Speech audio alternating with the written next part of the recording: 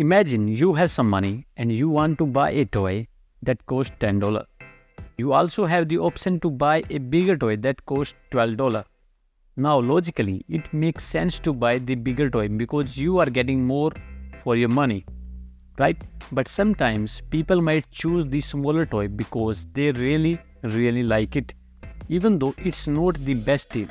This is what the law of irrationality is all about. It's when our emotions and personal preferences influence our choices, even when those choices might not be the most logical and cost effective.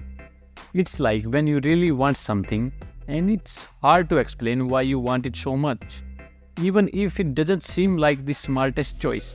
So, the law of irrationality reminds us that people don't always make decisions based purely on logic. Our feelings, desires, and emotion can play a big role in our choices, and sometimes that can lead to decisions that might seem a bit puzzling.